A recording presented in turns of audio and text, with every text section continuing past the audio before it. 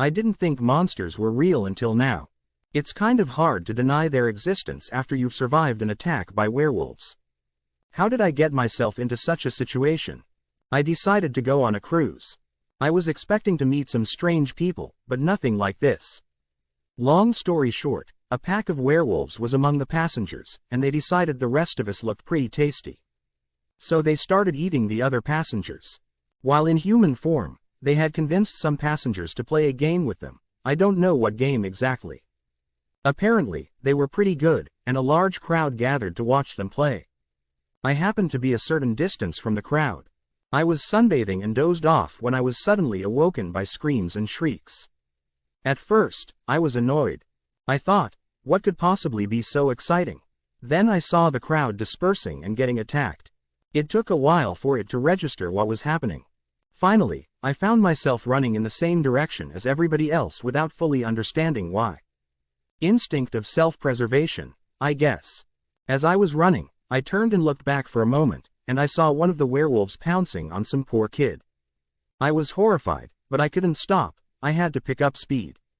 The problem was, there were a lot of panicked people running frenetically in all directions. Together with some of the other passengers, I managed to enter the dining hall and block the door as well as we could. Now, the interesting part was, these weren't your Hollywood-type werewolves. They weren't active only at night, but also by day, as I'd already mentioned. In fact, I suspect they could change at will, but I wasn't able to confirm or disprove this theory. Once they turned into wolf form, they didn't change back. They did look a bit like Hollywood werewolves, though. They were anthropomorphic-looking wolves. Actually, they looked like skinny bears standing on two legs. We could hear howling and scratching from behind the door. Luckily, our makeshift barricade held, at least for now. Now that I had time to evaluate my situation, I panicked even more.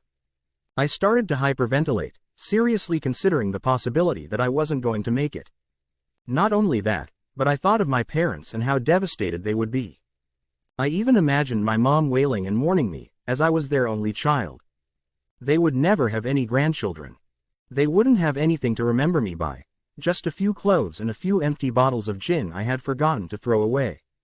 Not only that, but since I'd gotten myself eaten by monsters, they wouldn't even have a body to bury.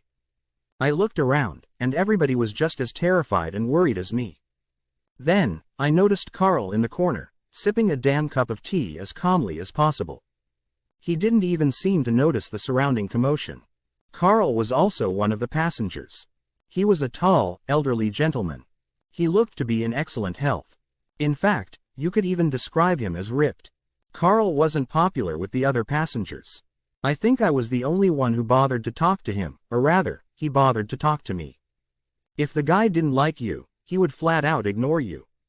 He spent all his time alone, sitting somewhere in his suite, stroking his long white beard or playing with his ponytail, and observing the other passengers.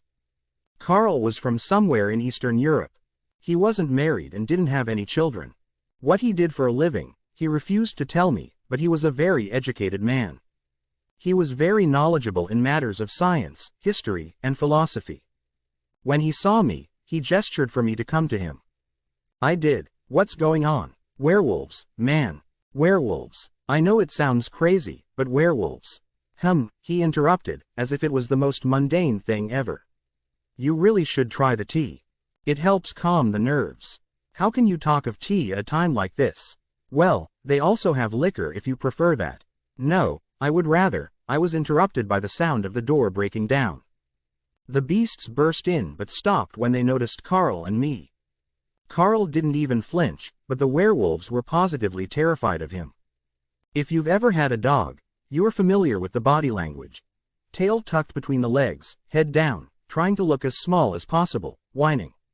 You know, I really don't appreciate it when your kind bothers me on vacation, said Carl, annoyed. The werewolves didn't wait for him to say another word and ran away.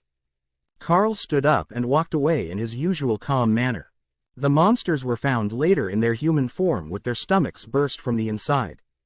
There was no sign of Carl. To this very day, I have no idea what happened. When the authorities arrived, they concluded the drinks must have been spiked, and the passengers suffered from mass delusions, starting to attack each other. I don't blame them. The rational person tries to explain the unexplainable. Our story seemed crazy, so of course, it must be wrong, wasn't it? No arrests were made, of course. There weren't any. The real culprits were among the dead bodies under mysterious circumstances. It's a scary thing being apart from yourself, being a tool. Have you ever been possessed? I'm guessing not. Most haven't, and they can thank their lucky stars for that. I have, though. I felt the suffocating grip of something closing around my mind, squeezing it until every last ounce of me was gone. Gone. I felt the horror of knowing I'm not alone. The horror of knowing I might never be alone again. 3 days after I turned 7, my life crumbled into pieces. It became unrecognizable. That night, my foster parents locked me in the attic and jeered that there were monsters coming to eat me, werewolves, more specifically. "We'll let you out in an hour," they laughed. If there's anything left to let out. It wasn't real, of course. The werewolves. The whole thing was just meant to scare me into obeying their strict rules. I was young, though. Naive. I'd confided in them about my deepest fear of men that turned into beasts, born from an old Goosebumps novel I'd checked out of the library. They used it against me, psychological warfare. Betrayal cuts deep, but the betrayal of a parent, of the person who's supposed to protect you when the whole world turns their back on you, that cuts deeper than skin. Those scars don't fade. I spent my 10 to 20 minutes in the attic screaming and crying, beating my fist against the door. But they threatened me with hours 3 in the corner, standing on my tippy toes, if I opened the hatch. I knew what that meant. "You deserve this," they told me from the other side of the hatch. "You know damn well you're supposed to keep your eyes closed during Sunday prayer." A pause. A deep breath. "You embarrassed us. Not only in front of the church but in front of Father Andrews too. Shame on you." It was true. At least, it was true that I'd opened my eyes. I was a distractible child, later diagnosed with attention deficit disorder. What was I supposed to do? That didn't matter to them, though. In their eyes, not only was I disrespecting the law of the house, I was disrespecting the law of the Lord. That made punishing me easy. It made it an act of God. "Do I really have to stay up here a whole hour?" I whimpered, gazing wearily across the sea of darkness. The light in the attic hadn't worked for years. "That depends," my foster mom replied. "If the werewolves get you first, you might only be in there for a few minutes. Who knows, you might get lucky." The two of them left down the hallway, chuckling to themselves. I toyed with the idea of opening the hatch and slipping out of there, but I knew the consequences wouldn't be worth it. Not only would I spend hours in the corner on my tippy toes, but if they noticed I was resting my feet, they'd put the wooden board and nails underneath my heels again. I'd been there before, so instead, I took a deep breath, steeling myself against the nightmare of the attic, against the threat of werewolves lurking in the shadows. I took a deep breath and I threatened them. "I'm not afraid of you," I called out. "I'm a monster too, you know." It was a lie, but a comforting one. The only thing I knew capable of harming a werewolf was a silver bullet, and I had precisely none of those. So the next best thing seemed to be convincing them I was too tough a target to hunt. After all, running wasn't an option. I began my punishment, waiting near the hatch, panicked and full of adrenaline. I waited for a howl or growl to meet my ears, for the sounds of my doom to come out and greet me. But they never did. After I'd made it 10 minutes without being eaten, I decided to get riskier. I decided I'd venture beyond the safety of the hatch and try to improve my situation. The light switch was far beyond my ability to repair, but finding a flashlight was still a possibility. There was enough junk in the attic to fill a small museum, so it stood to reason that there might be a light hiding in one of its many teetering boxes. I closed my eyes, took a breath, and mentally prepared myself for the hardest voyage I'd taken thus far in my short life. I stepped forward into the dark. My footsteps groaned as I crept through the attic. I stumbled around blindly, holding my arms out and praying I didn't encounter anything with fur. A few steps into the journey, I bumped into an old table that, from the feel of it, was draped in cloth. My hands felt across its surface, desperately hoping to find a flashlight but instead finding a nightmare. 8 tiny legs dashed across my skin, skittering up my hand and toward my arm. I yelped, falling backward and shaking the spider loose like a sticky grenade. Then I slapped my hand 5 or 6 times just to be sure. "You're kidding me, Frank," a voice boomed from beneath me. "Keep that up, and you won't just be out of a job, you'll be out of a wife." I listened as the laugh track to my foster parents' favorite sitcom kicked in downstairs. My foster mom, Sharon, shrieked in amusement while my foster dad, Joey, grunted. I wasn't allowed to watch TV, but I often wondered if the show was as funny as my mama made it seem. "It's not," a voice replied. "What, you deaf?" I said. "It's not?" I jumped, stumbling backward into a mess of cobwebbed boxes. "Who's there?" I asked, panic seeping into my words. "I'll do nothing," the voice sneered, suddenly beside my ear. I hollered and scrambled away from it, my head colliding against the sloping roof on the far side of the attic. Pain exploded across my skull, and I groaned as my vision swam. "Hello?" I said, gazing in mounting dread toward the source of the voice. In the dark, I couldn't see a thing. "I'm a werewolf, you know," I said, my voice shaking with counterfeit authority. "It's a full moon tonight, so I'd watch out if I were you." "No it ain't, and no you ain't," the voice taunted. Something thumped beside me, and my heart skipped a beat. Another thump. Thump. Thump. Thump. The floor beneath me trembled, reverberating. The attic hatch, I realized, somebody was knocking on it. "You better not be breaking anything up there," my papa shouted from the other side of the hatch. "If I hear any more banging around, it won't be the werewolves you need to be afraid of. I'll beat your ass myself." I swallowed, pressing myself into the far corner of the attic, making myself small. "There's somebody up here," I called back. "I need you." "You're not only disrespectful," came the reply, "but a liar now too." He whistled, and I could almost see him shaking his head in mock disbelief. "That sounds like you've just earned another 20 minutes up there." "No, please, I don't want to hear it," he growled. His footsteps faded as he walked back downstairs. A minute later, I heard my foster mother ask what I'd broken. "Nothing," Papa replied, "if he doesn't want to go to school with a black eye tomorrow." "You're not safe here," the voice said, this time a few feet in front of me. It was low, raspy, it sounded hungry, not safe at all. "Leave me alone," I pleaded, wanting to throw something at it but afraid of what my foster parents would do to me if I did. I wasn't kidding about being a werewolf. "I can make you safe, you know." A prickling sensation swept across me, deepening with every word the voice spoke. "I can make all of this pain go away. Doesn't that sound nice? You just have to say the word, and then, poof, you're home free." "The word?" I repeated, confused. "That's right. The word. You know the one. The one you say kneeling beside your bed every night, praying to the big guy in the sky, amen." Laughter echoed around the attic, erratic and mocking. "Amen. I meant the other word. The one you mutter with tears in your eyes and fear in your heart, afraid your dear parents might hear you say it out loud." I pursed my lips, a terrible feeling growing in my gut. Suddenly, the voice felt so much worse than a simple werewolf. It felt like it was manipulating me, testing me. "I don't cry when I pray," I said defiantly. "I don't know what you're talking about." The voice stepped forward, and the entire house rattled against its weight. Dust drifted down from the rafters, the floorboards squealed. It was loud, too loud. "Did I just tell you, boy?" Joey shouted from below. "If I have to get up from this couch, you're going to wish there really was a lock on that hatch." I swallowed, desperately praying that this terrible voice would just leave me alone. "Go away," I told it. "Just leave me be." "No," it said, taking another step forward. Another shockwave rippled through the house. The frame trembled with a low rumble. "I'm not going anywhere. You're stuck with me." "He's going to be mad," I whimpered, pressing my hands to my ears and shaking my head. "Stop making so much noise. He'll hurt me." A sound met my ears, dull and low, like a cardboard box sliding off of another cardboard box.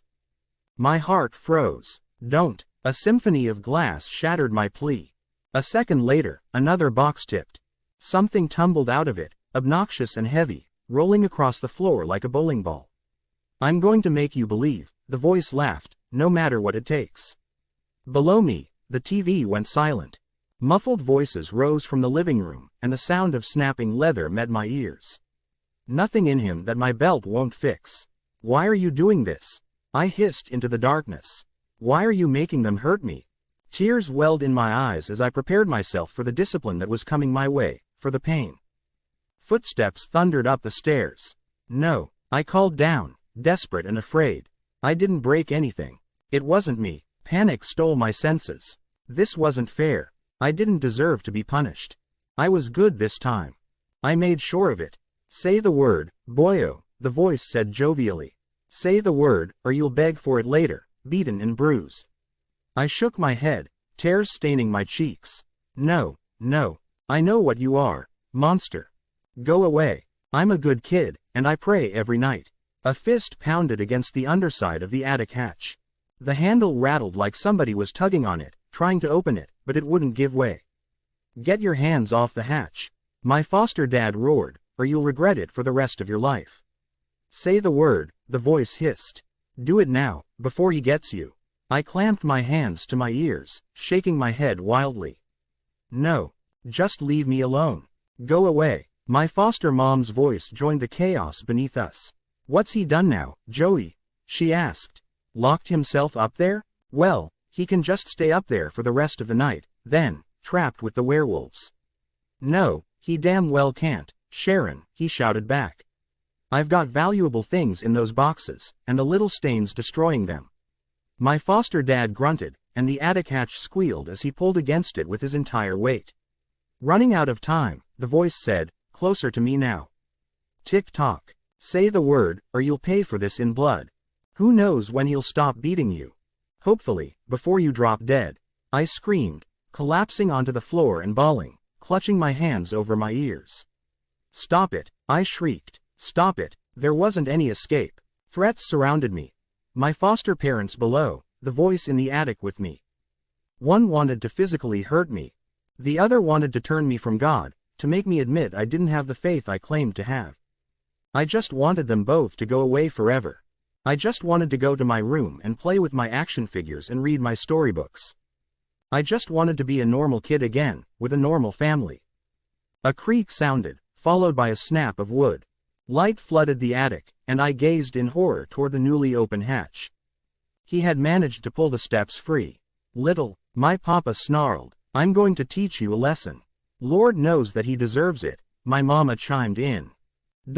She sounded eager, earnest. He's been disobedient since he got here last July. You need to quit going easy on him. No, I howled, staring toward the hatch.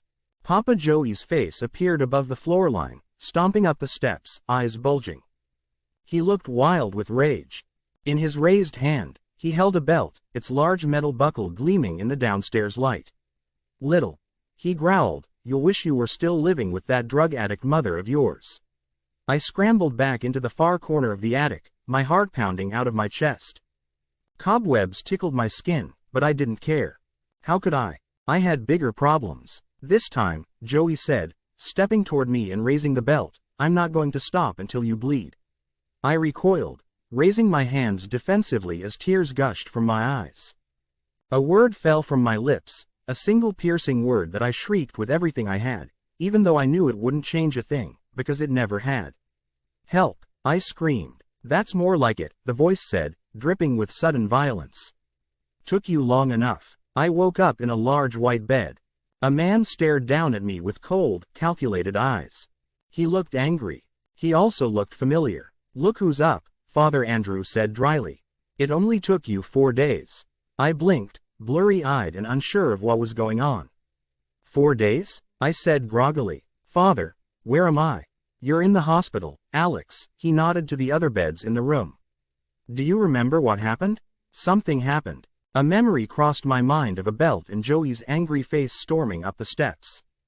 I remembered feeling like I was in a lot of trouble. I remembered feeling afraid. Am I okay? I asked. That depends, Andrew said with a frown. Do you feel okay? I feel tired, and my head's a bit sore. His eyes bored into me. Do you feel like yourself? I squinted, my mind beginning to catch up to the situation. Memories lurched out of the dark spots in my mind. Memories of a voice, a malevolent presence tempting me. I remembered crying during my prayers, and now I was here, in the hospital, next to a priest. What happened? I asked more urgently. Even at 7, I could paint a decent picture of what was going on. The doctors have been in, Andrew explained. You'll be happy to know that you're fine physically, and they'll be happy to know you've woken from your coma. Coma? I had no idea what a coma was, but I didn't have time to find out. I had other questions I needed answered. Where's Mama Sharon and Papa Joey? I asked. Are they mad at me? A sinking feeling formed in my gut. After the voice had destroyed so much of the attic, my foster parents were bound to be furious with me. I'd probably get a second helping of discipline when I got home. Joey and Sharon are dead, he said. I stared at him, the gravity of the word beyond my understanding. What do you mean? Father Andrew glanced at the room around us, then pulled the curtain around my bed, shielding us from prying eyes. You killed them, Alex, he whispered. You burned away every ounce of blood in their bodies and seared crucifixes into their foreheads. When the police showed up, you were comatose. Sharon and Joey were husks. What? I swallowed. No. Horror wrapped itself around me, and realization swirled in my head. I remembered the attic, the voice tempting me to break my vows to God. It had asked me to say a word, to give myself up to its evil. My voice cracked as my body shuddered with tears, my world beginning to crash around me. I love them, I said, sobbing. I wouldn't do that. I love them, I promise. That may be, Andrew said, reaching into his jacket and pulling out a vial of clear liquid, but they only played at loving you. He unstoppered the vial and doused me in its contents. I recoiled. Stop that. It's holy water, he explained. He gave the vial a gentle shake in front of me, showcasing the small amount of liquid left inside. I've poured most of this vial onto you over the past few days, but it's never had any effect. Do you know why that is? Holy water. I racked my mind. I'd heard of that in Sunday school. It was meant to protect against demons and other terrible things. Understanding dawned on me. I gazed up at the father, horrified, shaking my head as though, if I just denied it hard enough, I could make it all go away. I knew better though, so did he. The way Andrew looked down at me told me he already had a good grasp of the situation. He knew, and now he was challenging me to lie about it, to prove that I was still possessed.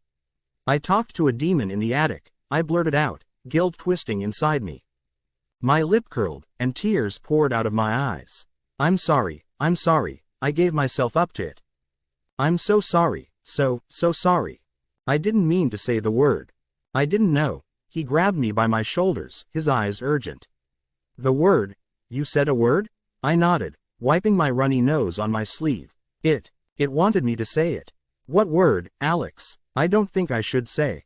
Andrew leaned closer to me, his mouth near my ear. Even though his voice was quieter, it felt more menacing, more serious. What was the damn word, Alex?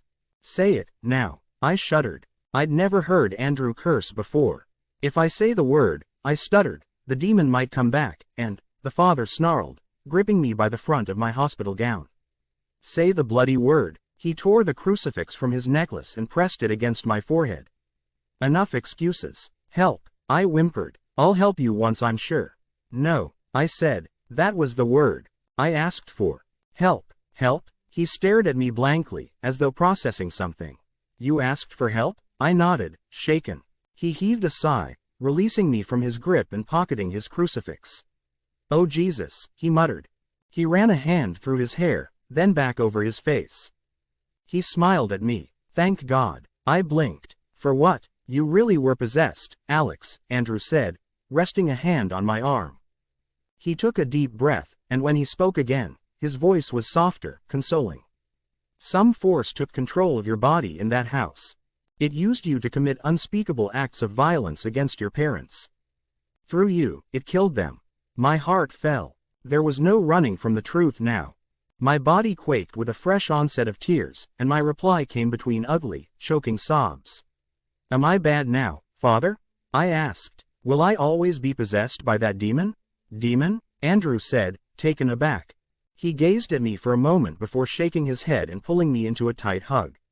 Heavens, no. You weren't possessed by a demon, Alex. You were possessed by an angel. I see the same thing happen.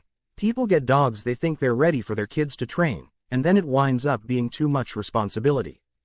Or the kid changes his mind at the last second and now wants a turtle instead. Suddenly, the dog is a burden. When they bring the pups here to our shelter, the goal is to get them rehomed. But we don't live in a world caked with butterflies and rainbows. There's a harsh reality that most people don't think about, and that's because we all tell ourselves we are good people.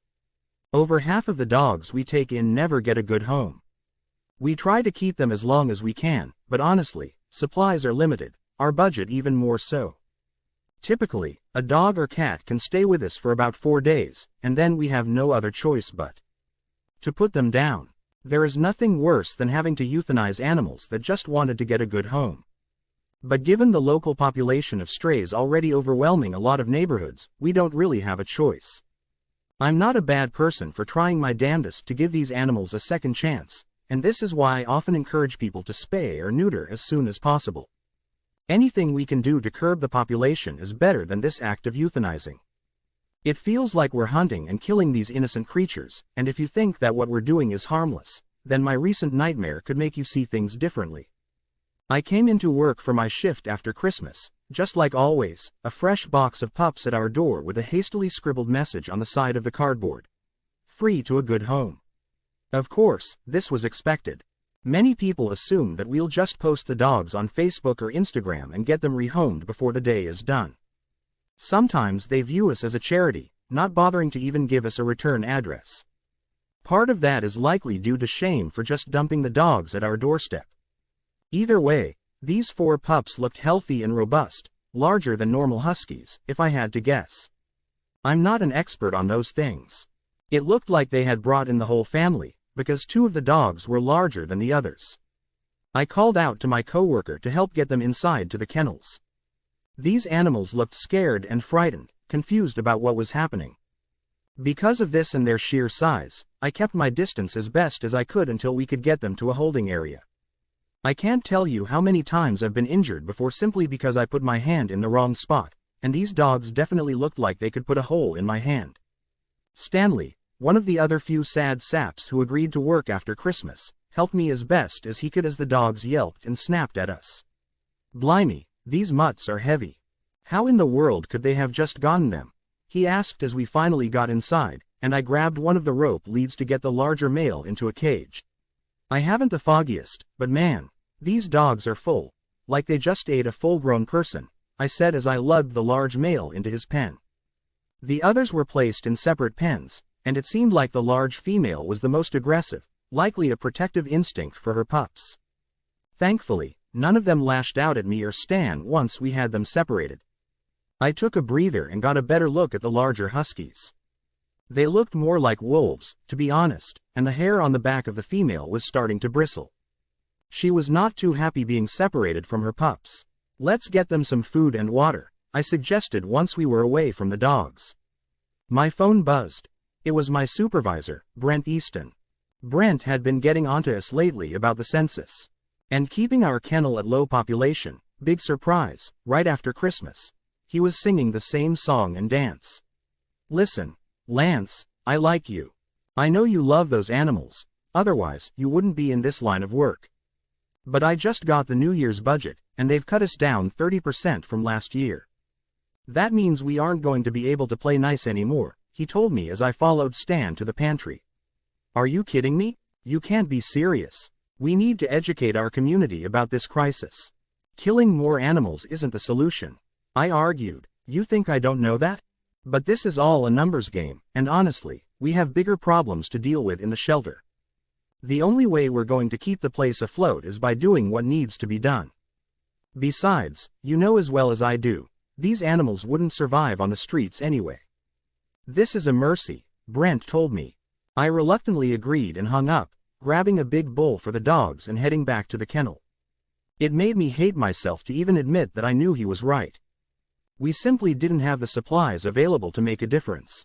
It was a sobering thought as I slid the bowl of food toward the pups. But despite how hungry they had seemed, both were now resting in the corner, or at least pretending to, for some reason as I offered them water. It felt like their eyes were on me. Something about these dogs unnerved me.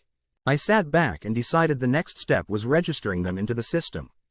Otherwise, it would do no good to even keep them here. As I did, Stan rushed in with his phone against his ear, looking a little panicked. One of my kids fell off the trampoline I just bought them for Christmas. I have to go, he announced. I wished him well and said a few fleeting words as I got back to work. A few hours passed, and I got some other paperwork done. The dogs continued to rest and watch me. Occasionally, the larger ones would get up and test the strength of the kennel gate, snarling angrily as I offered them food again. It was clear by now they were starving, yet they still refused to eat. Something was off. Then, just as I was about to head to the restroom to take a leak, something extraordinary happened. The large female was pacing, panting, and banging her body against the cage, circling the tiny kennel over and over. Then, it began to spasm uncontrollably, shaking and hitting the pen as it started to howl loudly. Every hair on the back of my neck stood up as the male joined in her howl. The female kept convulsing, collapsing onto the floor of the shelter, even as it began to spit up some white and yellow mucus. Before long, I saw hair begin to shed off at an alarming rate, and the howls were replaced with the sharp breaking of bones. The hound's body was beginning to change, its hind legs straightening, and its robust chest sounded like it was cracking and shifting to a smaller size. Next, its snout and face drastically transformed. The long, haunched look of the wolf now resembled that of a starved, older woman, a human being with wild and scared eyes staring up at me. Holy! I shrieked as I stumbled backward, realizing the woman was almost completely naked. What the hell had I just witnessed? I kept my distance from the cage as I looked toward the others, watching as they began to transform as well.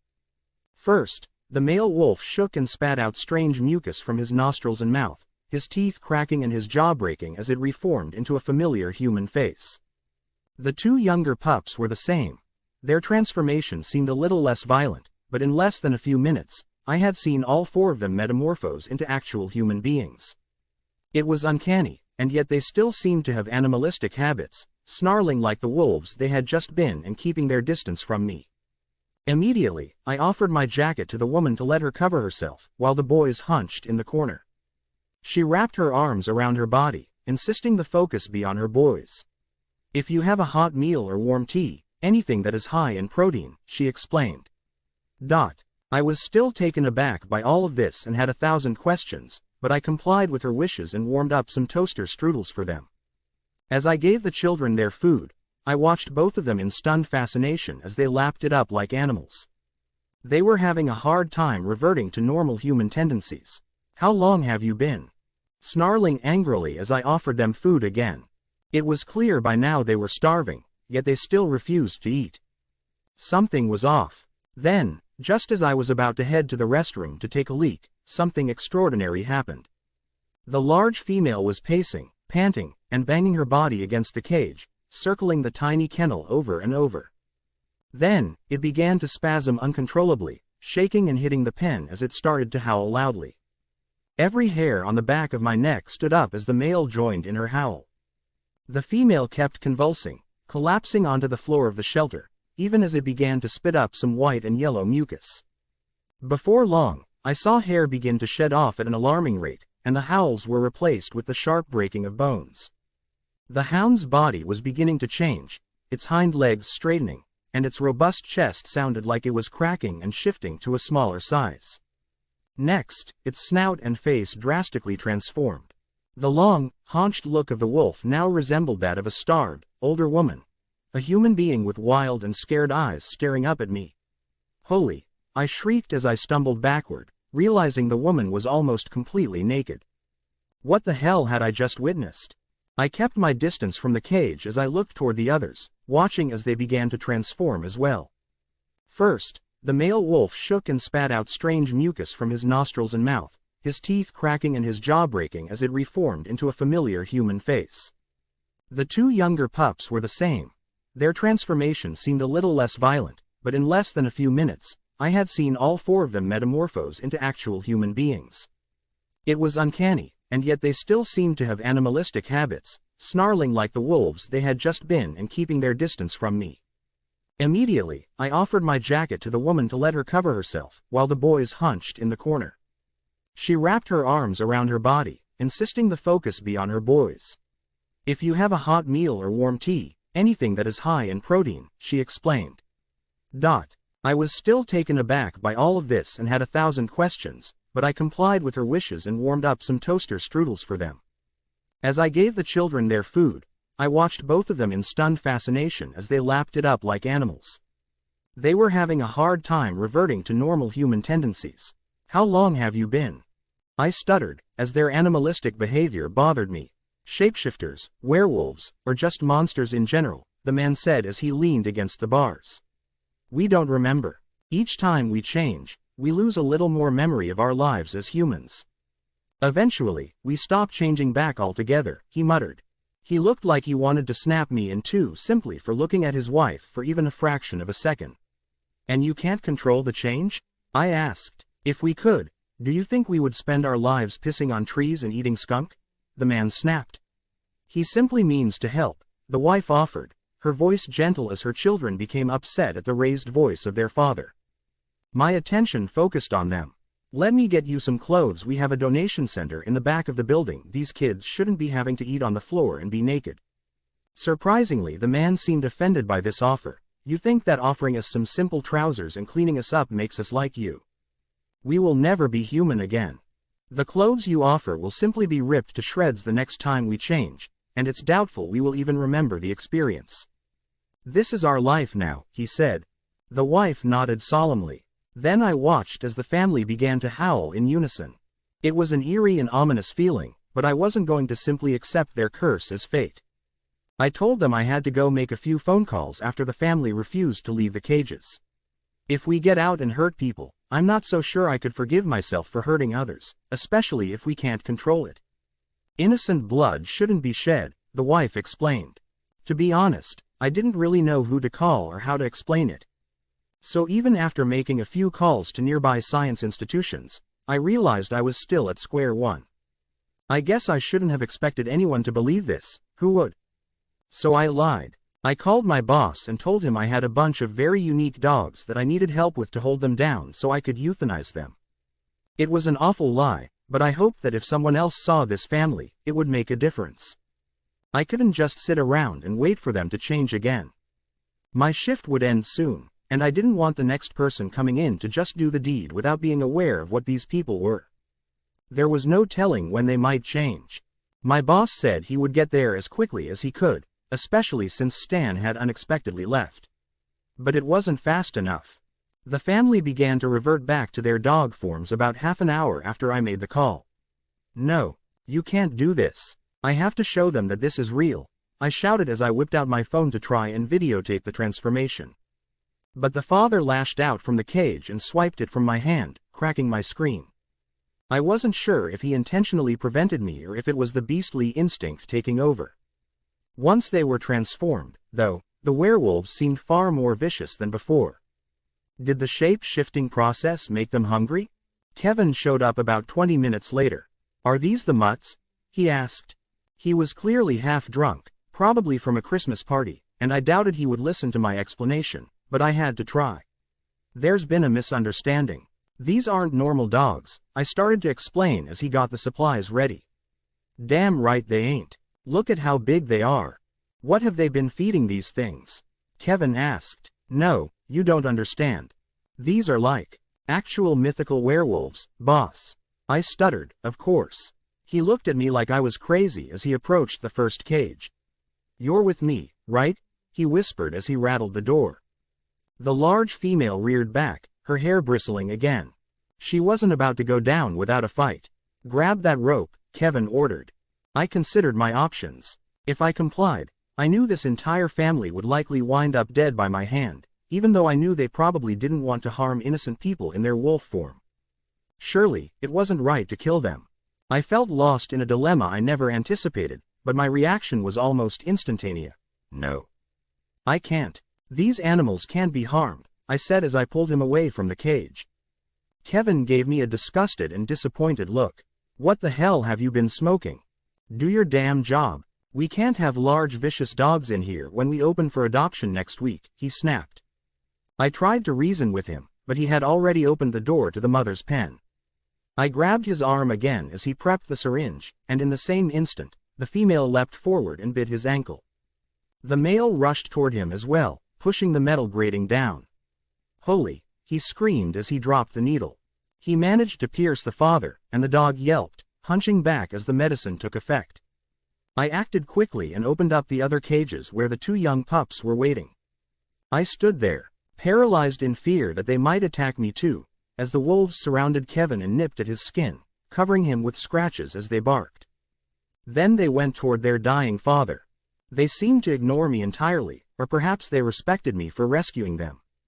They watched as the medicine made the large male werewolf fall asleep, his mouth foaming and his body convulsing. It looked like utter pain, endless agony. I had never seen it happen like this before, but it reminded me of when people said they saw prisoners get lethal injections.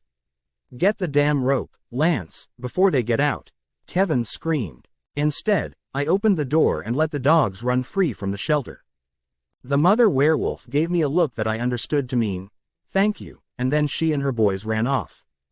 Meanwhile, my boss nursed his wound and gave me an ugly look. The male was slowly turning back into a human. He looked at it in abject confusion and horror, still not comprehending what he was seeing or perhaps refusing to accept it. Instead, he focused on me. "You are done here, do you hear me?" I didn't really care. I couldn't even imagine the horror of letting them die, and it occurred to me that I felt the same about all the other animals in the shelter, too. This cruel cycle had to stop. I wasn't sure how he was going to explain the dead body at the shelter, but I wasn't going to be part of this anymore. Later that Sunday evening, I wrote up this account and pondered over everything I had discovered. It was terrifying to have my entire world shattered. In fact, I was honestly reconsidering if the whole situation had even happened. Was I simply projecting my own anger toward the way our society was tossing aside animals? The answer came late that night, a slam against my door. I peered through the keyhole and saw Kevin standing there with hardly any clothes on. He looked distraught, confused, and his eyes were bloodshot and wild. "You have to help me, Lance. You were right about those animals." He looked like he had attacked something, maybe another person. Was he regretful over his treatment of the wolves? What happened to the body? I asked. I didn't know if I was testing his response, but his answer sickened me. I had it disposed of, and I managed to hunt down and get rid of those others as well. We can't afford to have bad press, not now. But this has to be stopped somehow, right? Please, help me, he pleaded. As I saw him beginning to transform again, I felt my body go numb. He told me that the others had been harmed. My efforts to rescue them were snuffed out. It made my entire soul feel hollow. "Sure, I'll help you," I said as I got a chain and led him by the neck into my house. I locked him in the bathroom as the transformation started to finish and blocked the door as best I could. Then I made a phone call. "Animal control? I have a wild dog that got loose in my neighborhood. I've managed to lock it in my bathroom so it doesn't harm anyone else. I think it's already hurt one person," I told the operator, as I listened to the newly created werewolf slash at the door frantically. "In my opinion, I think it needs to be put down." And that's the end of today's story. If you enjoyed it, please give this video a thumbs up and drop a comment below. Your support helps the algorithm push my content further. If you're new to the channel, don't forget to hit that subscribe button. It really helps me keep creating more stories for you. Thanks for watching, and I'll see you in the next one.